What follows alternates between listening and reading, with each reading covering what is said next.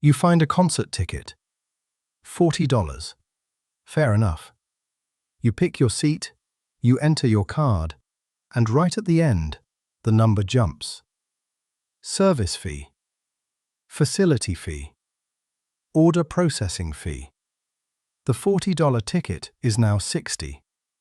Same seat. Same show. $20 appeared out of nowhere. Here's the thing most people get wrong about those fees. They think the fee is overhead, the cost of running the website, processing the card. It isn't. On a modern ticket, the fees aren't the cost of the business. They are the business. And one company has built a machine that collects them coming and going. A fee when the ticket is first sold and another when it's resold. Same seat, two tolls. This is how Ticketmaster prints money. The story you're told is simple. Tickets cost what they cost. The fees just cover the plumbing. The servers, the support line, the credit card processing. A necessary evil. It sounds reasonable. It's also mostly wrong. Because if fees were just overhead, they'd be small, flat, and shown up front. Instead, they're large, they scale with the price, and they show up last.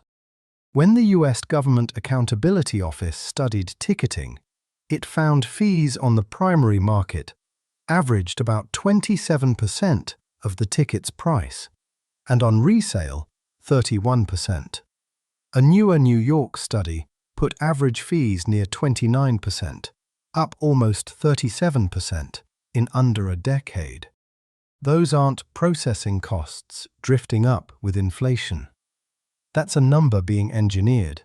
To see how, you have to watch where and when the fee appears. The first engine is about timing. It's called drip pricing, and its cousin, partitioned pricing. The idea is simple. Show the customer a low number first and reveal the mandatory fees only later, one drip at a time, once they're deep in checkout. Why does that work? Because by the time the fees appear, you've already chosen your seats, entered your details, and pictured yourself at the show. Researchers call it the commitment effect. You're mentally in the building. Walking away now feels like losing something. So you click pay. And this isn't a hunch, it's measured. In one experiment on the resale site StubHub, hiding the fees until checkout, instead of showing them up front, raised revenue by around 20%. Even experienced buyers, people who knew the fees were coming, spent more when the number was hidden. That's the tell. If fees were just overhead, when you showed them wouldn't change what people pay. It changes everything. The late reveal is the point. So where does that fee actually go? Here's where it gets slippery. Ticketmaster's own answer is that it keeps very little. It says the venue sets and keeps the majority of the service fee, and that Ticketmaster itself retains only about 5 to 7% of the total ticket price, with profit around 2%. Take that at face value, and the fees sound almost fair. But look closer. Who is the venue? Increasingly, it's the same company. Ticketmaster's parent, Live Nation, owns or operates a large share of the biggest venues in America, promotes the tours that fill them, and sells the tickets. So when Ticketmaster says the venue keeps most of the fee, the venue is often Live Nation. The money just changes pockets inside the same coat.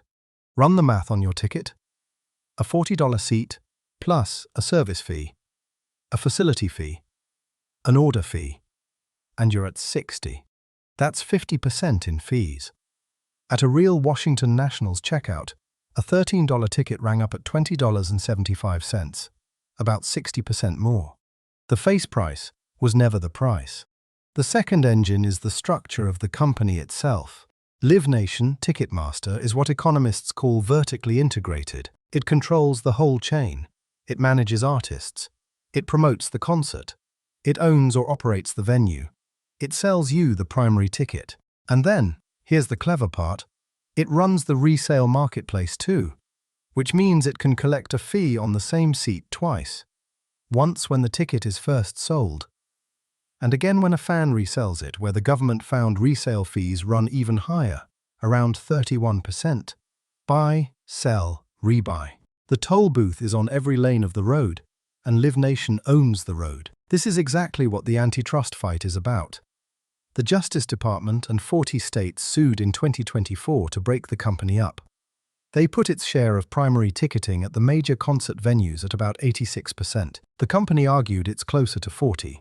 Either way, when you want that show, there's usually one door in, and it charges admission to walk through it, which points to the third engine. You can't shop around. With almost anything else, if the fees annoy you, you go somewhere else. But a specific artist, on a specific night, in a specific city, is sold in exactly one place. There's no competing store for that seat. Economists call that market power. And market power is what lets surprise fees exist at all. In a truly competitive market, a seller who tacked $20 of hidden fees onto a $40 product would lose to the seller who didn't. Here, there is no other seller, so the surprise fee survives. Combine that with the late reveal and the sunk cost of getting all the way to checkout, and you get a customer who is annoyed, cornered, and paying anyway. Not because they don't notice the fees, but because, by the time they do, there's nowhere else to go. Step back and look at the size of it. In 2025, Live Nation pulled in a record $25.2 billion. But here's the part that tells you where the money really is. The concert business, putting on the actual shows, runs on famously thin margins. The ticketing business does not. Ticketmaster's segment brought in about $3.1 billion, at an adjusted operating margin of roughly 37%. Read that again. The concerts are close to break-even. The fees are where the profit lives. That's the whole model, in one line. The show is the funnel, and the fee is the business. Live Nation doesn't sell concerts to make money on concerts. It sells concerts to route millions of people through a checkout it owns, and takes its cut on the way in and on the way back out. So why doesn't this just get regulated away? It's being tried. In May of 2025, a new federal rule took effect requiring ticket sellers, along with hotels and rental platforms, to show the all-in price, fees included, up front.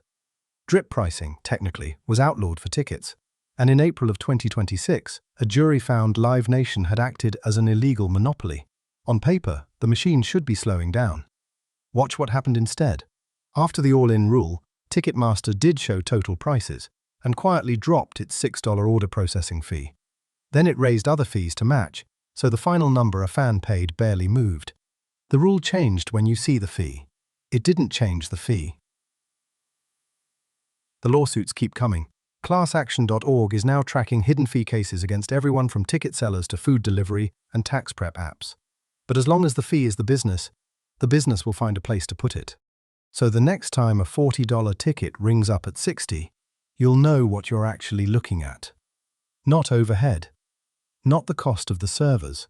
A product, engineered to appear late, on a seat sold in exactly one place by a company that collects when you buy and again when you sell.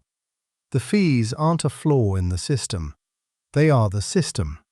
The concert is just what gets you to the checkout.